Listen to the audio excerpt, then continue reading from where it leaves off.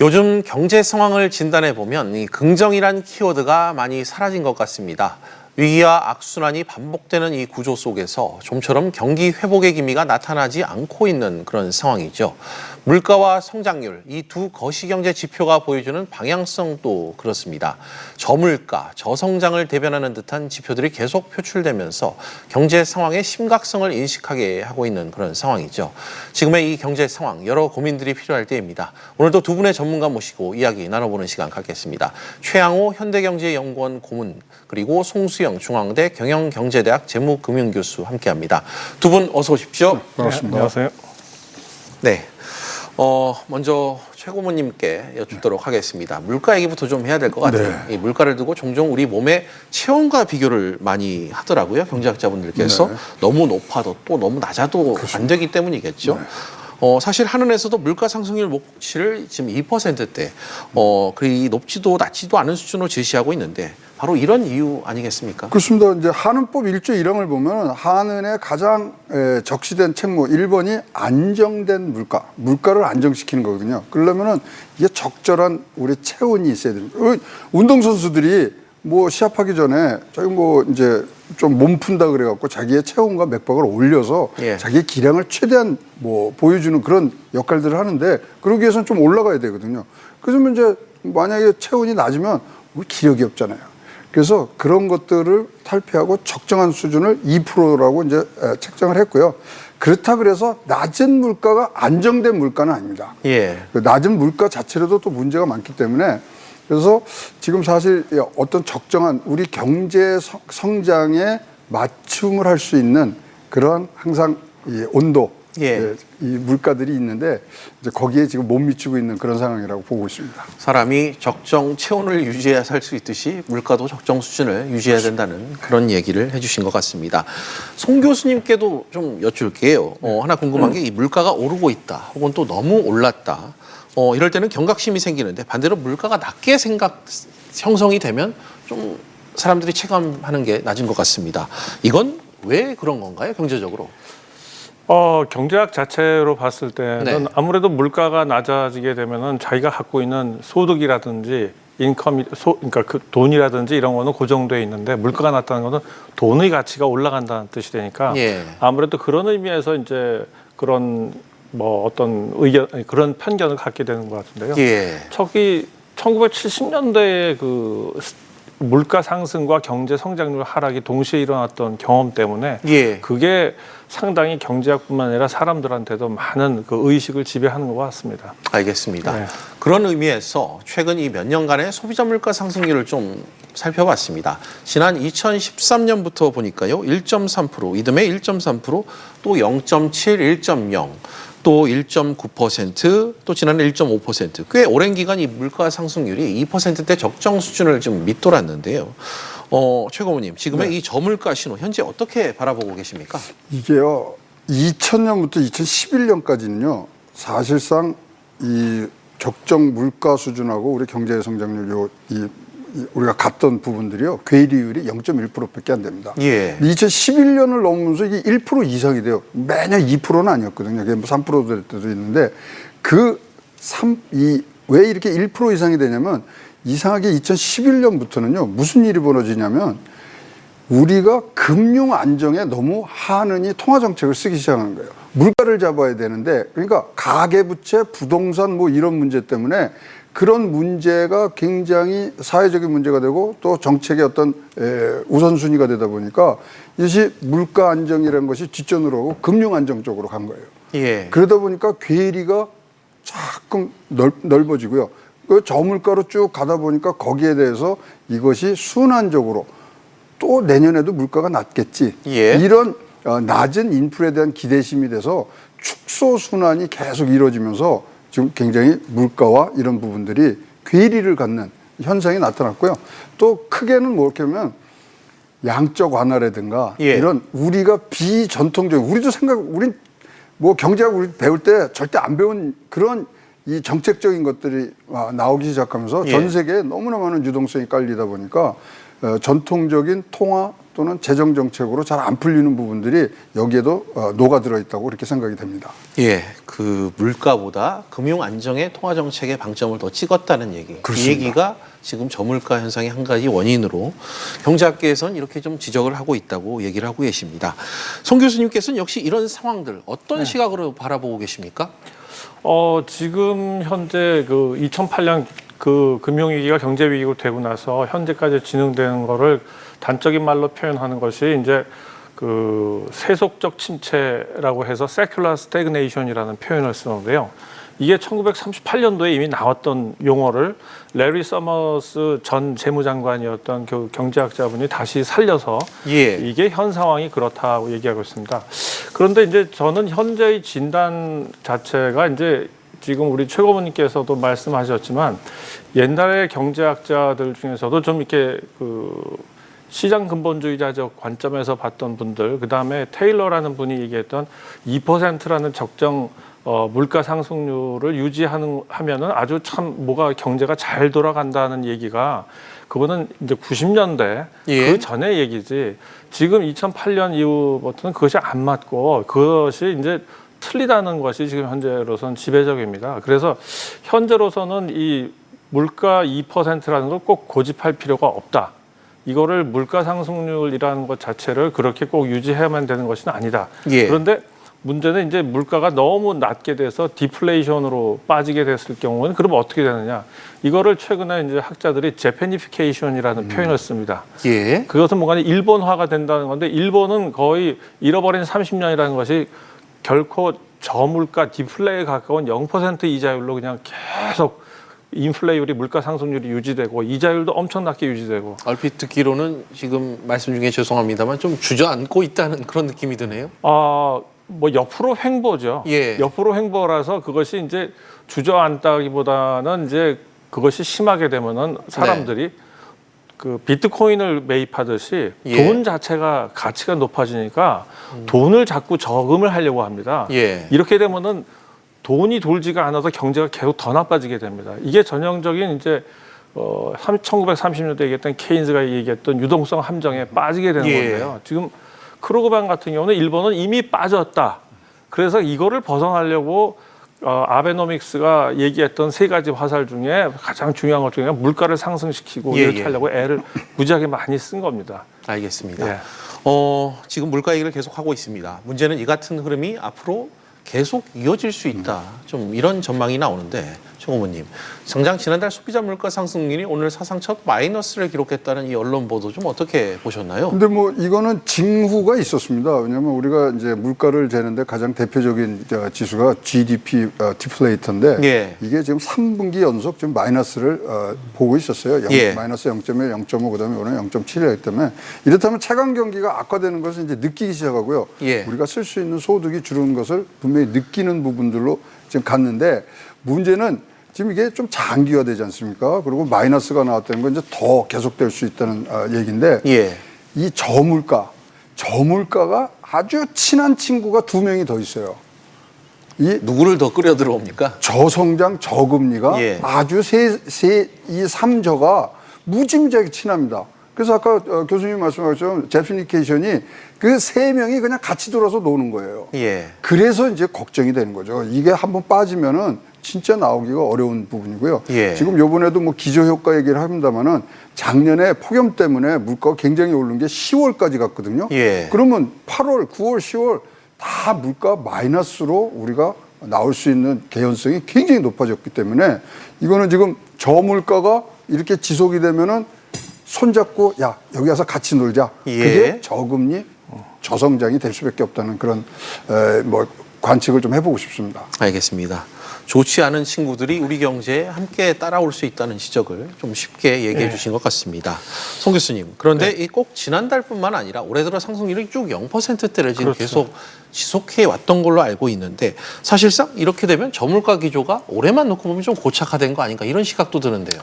뭐 그게 그렇게 볼 수 있는데 지금 디플레이션 아까 이제 우리 최 고모님께서는 좀 그것까지 가능성이 있지 않느냐. 특히 그 뭐 기저 효과 때문에도 그렇고 작년 폭염, 재작년 폭염으로 인해서 특히 농축산물 물가가 많이 올랐었습니다. 예. 그런데 지금 그거가 이번에는 폭염이 많이 적었기 때문에 좋았죠. 근데 저는 그래서 그거를 분야별로 그 한국은행과 그 지금 기재부에서 발표한 자료, 그 통계청에서 발표한 자료를 보니까 예. 분류해서 봤을 때 농축산물은 그런데 공업 제품에 대해서는 이것이 그렇게 완전히 그 마이너스로 들어가는 것 같지는 않습니다. 예. 그래서 이게 그 품목별로 조금 차이가 있어가지고 요거에 대해서 저희가 이제 조금 디플레이션까지 얘기하기에는 아직 농축수산물만 가지고 얘기하기에는 좀 어렵지 않느냐. 이거 예. 서비스 산업에 있어서도 그렇게까지 내려가는 건 아니고. 지금 말씀하신 그 부분이 품목별 등락률이 화면을 통해서 지금 나오고 네. 있는 그런 것 같습니다. 예.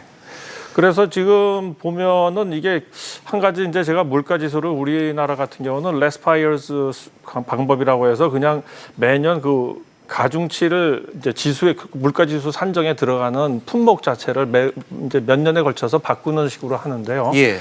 요거를 제가 그 한국은행의 자료를 살펴보니까 한국은행에서 이제 그 체인 컨슈머 프라이스 인덱스라는 걸 씁니다. 예. 이게 뭔가 하면은 사람들이 어떤 한 물건의 물품이 가격이 오르면은 꼭 그거를 그러니까 브로콜리 가격이 오르면 브로콜리 꼭 나 먹어야 되겠다 그렇지 않고 상추로 바꿀 수 있지 않습니까? 예. 그랬을 때 그 바꾸는 거를 사람들이 많이 소비하고 하는 쪽으로의 그 가중치를 변경을 빨리빨리 시킵니다. 반영을 해주는 네, 거죠. 예. 금방금방 빨리 해주는 겁니다. 이게 네. 늦게 해주는 것이 아니고 그렇게 해서 하는 것이 이제 미국 연준이나 이런 데서 물가 상승 추정을 할 때 쓰고 예. 한국은행에서도 GNI나 이제 GDP 계산할 때는 그렇게 그러니까 리얼 GDP 그러니까 실질 GDP 계산하고 할 때는 그런 방법을 예. 쓰는 것 같더라고요. 그래서 조금 차이는 있긴 하겠지만 지금 아직까지는 뭐 디플레이션의 가능성은 뭐 최고님 말씀대로 조짐은 가능성은 있다. 예. 하지만 이제 그거를 극복할 수 있는 방법은 아직 있다. 뭐 그건 좀 이따가 얘기하겠죠. 알겠습니다. 네. 일단 뭐 조목조목 이 항목별 그 등락률에 대해서 좀 집적을 해주신 것 같습니다. 최고모님, 물론 네. 과거에도 그랬습니다만 그 경제 지표들이 꼭 이상 신호가 발생했을 때 저마다의 좀 이유가 있지 않습니까? 그럼요. 이번에는 폭염 등으로 농산물 가격이 크게 올랐었다. 이에 따른 기저효과가 영향을 미쳤다. 이런 설명이 지금 나라에서 나오고 있잖아요.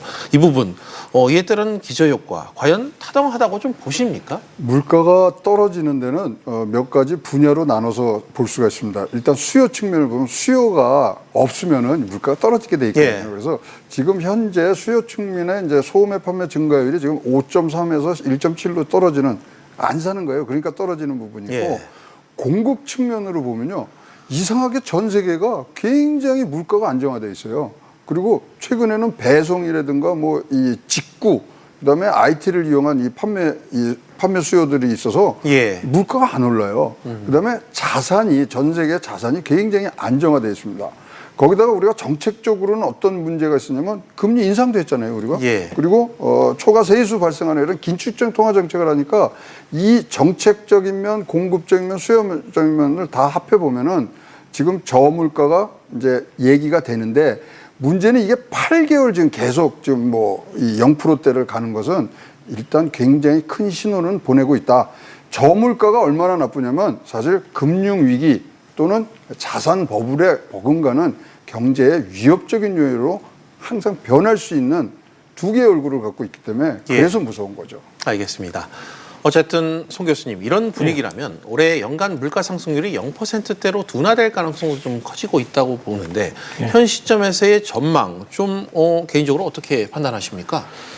현 시점에서는 당분간은 아까 얘기 나왔지만 기저효과라는 거 작년에 워낙 좀 살짝 농축수산물에서 올랐던 부분이 있기 때문에 예. 그거에 비해서는 지금 현재 공급과 그다음에 우리 최고님께 얘기하신 수요도 좀 떨어져 있는 상태고 거기에다가 이제 금리 상승도 있었고 최근에 이제 금리를 다시 하락시키고 그다음에 고정을 시켰죠. 그래서 이런 상황에서는 아무래도 그 물가 상승을 끌어내기가 어려울 것 같습니다. 그런데 이제 물가 상승을 끌어내려고 하면 일단 돈이 좀 풍부해야 됩니다. 예. 실물 자산에 비해서 돈이 많으면은 돈값이 싸진다는 것이 물가 상승이거든요.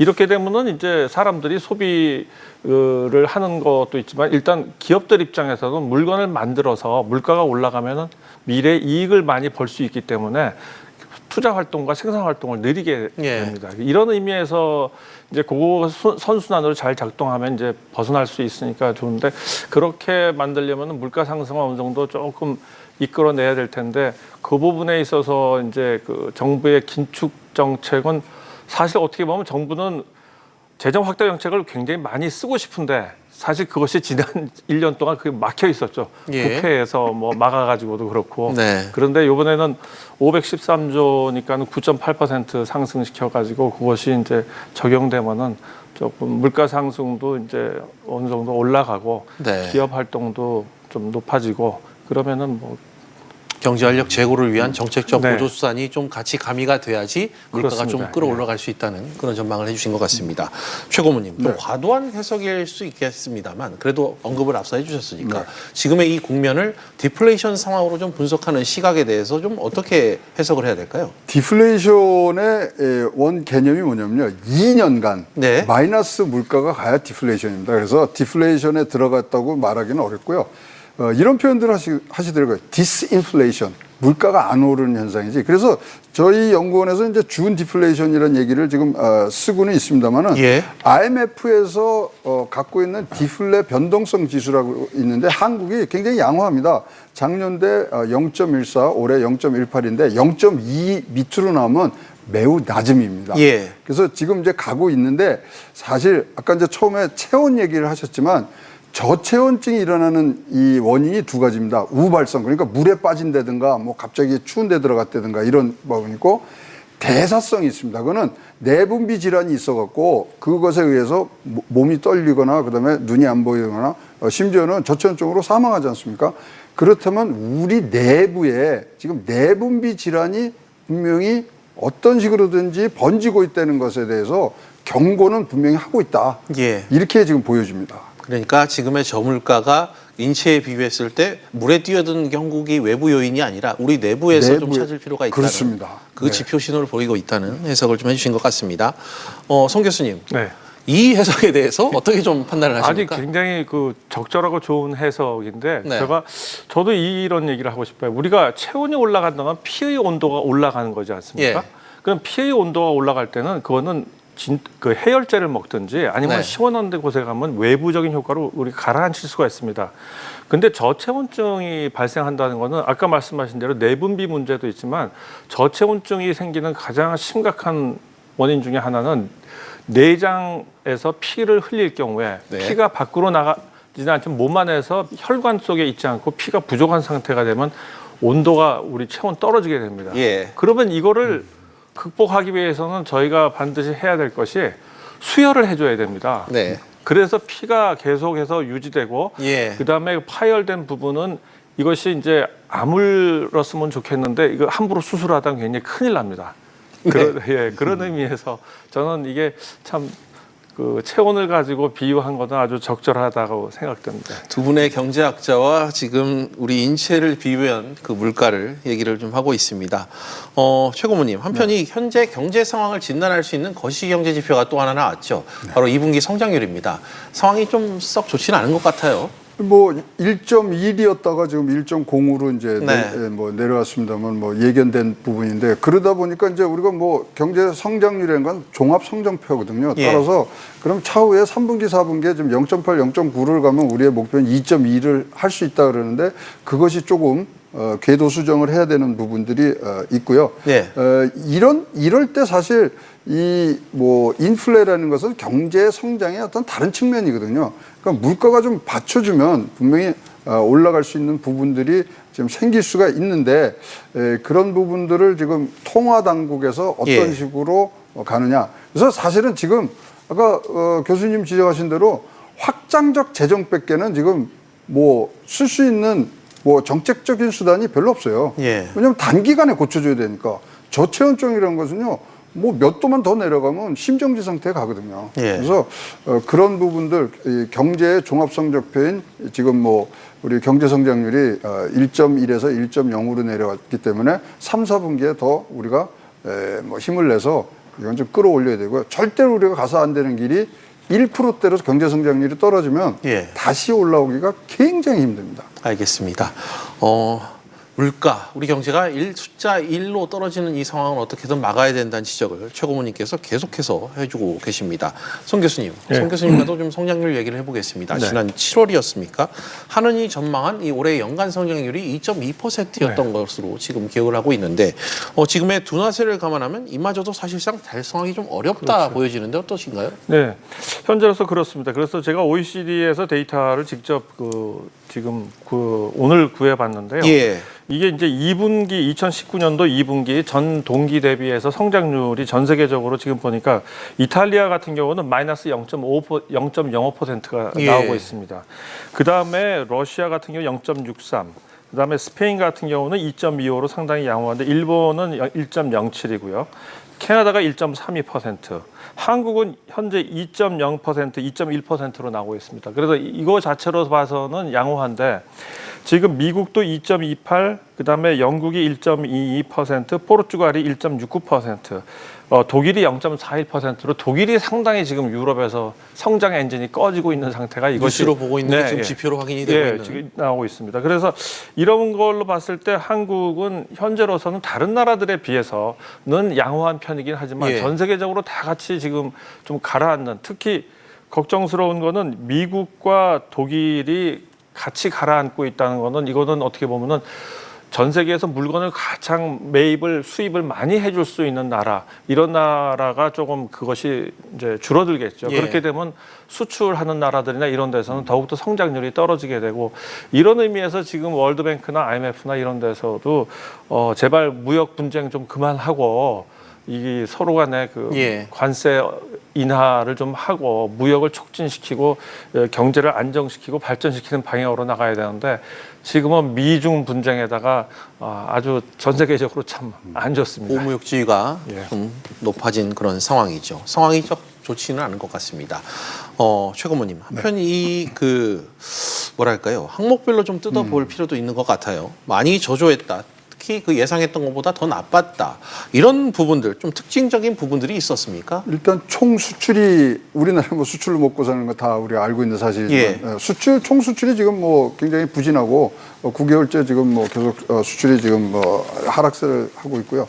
예. 예상 밖으로 정부 소비가 많이 지금 안 돼 있는데 당시 뭐 상황으로 봤을 때 2분기 때는 돈은 내려갔는데 그게 집행이 안 된 상태로 보여지고요. 이걸 빨리 좀 집행을 했으면 좋겠고 다행히 이제 설비 투자들이 그래도 조금씩 돌아옵니다. 그래서 지금 0.8% 정도가 좀 올라와서 하고 있는데 자, 뭐 오늘 뭐 체온 얘기가 많아서 그런데 저체온증에 가장 첫 번째 나타나는 징후가 뭐냐면요. 졸려요.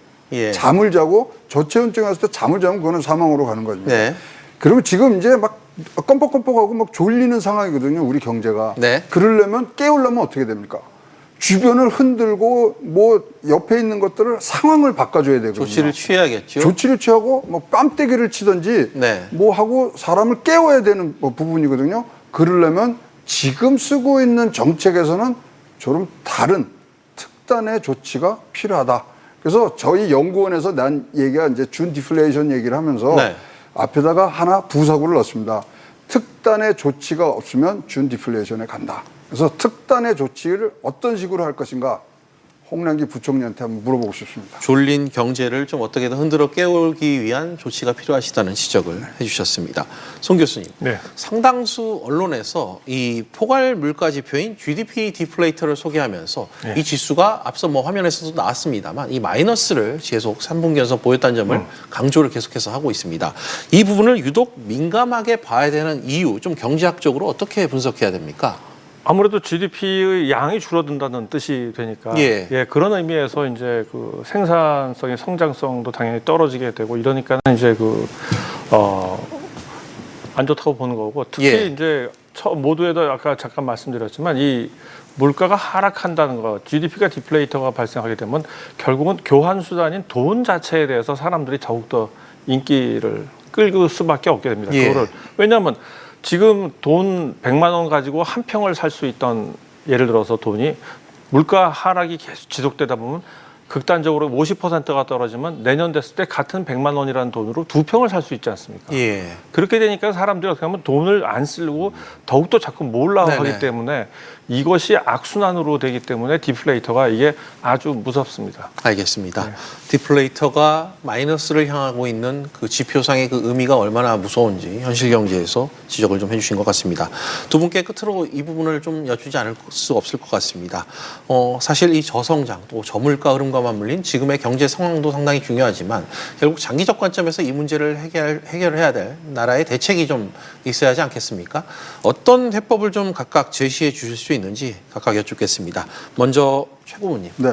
IMF에서 아주 뼈아픈 지적을 했어요. 목표치 2%에 지금 뭐 지속적으로 못 미치는 것은 결국 통화 정책에 대한 신뢰성이 부족한 것이다. 예. 거기에 대한 우려다. 이렇게 했기 때문에 일단은 뭐 지금 물가의 안정이 가장 한은의 중심적이면 적정한 물가로 하기 위해서는 조금 더 독립적인 판단을 좀 해주셔야 되고 사실 뭐 우리가 금리 인하하고 뭐 특히 또 뭐 내리고 이런 부분이 사실 최종 목표는 통화량을 어떻게 조정하느냐거든요. 네.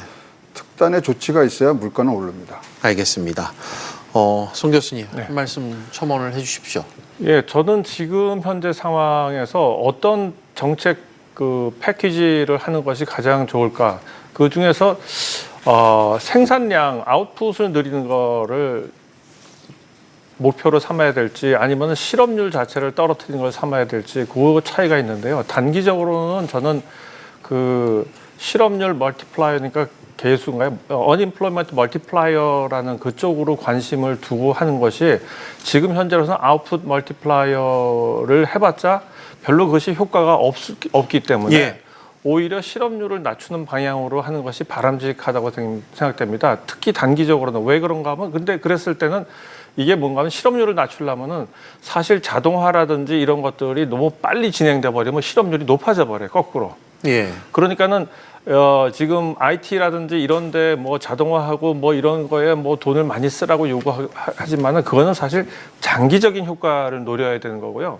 지금 단기적으로는 실업률을 낮추는 방향으로 하게 되면 저는 좀 그 R&D 쪽에 쓰는 돈에 대해서는 지금 현재로서는 조금 그거는 늦추고 예. 오히려 재정 확대 정책 중에서 특히 공공사업이라든지 아니면 공적인 상품에 대한 서비스를 제공한다라든지 이렇게 해서 어떤 사적인 소비도 같이 왜냐하면 둘 사이는 항상 그 계수가 같이 플러스 관계 그러니까 서로 같이 늘어나는 관계가 예. 있거든요. 그래서 그거를 노리고 하는 것이 현재로서는 정책 패키지를 선택할 때 그것이 가장 바람직하지 않을까 저는 예. 그렇게 생각합니다.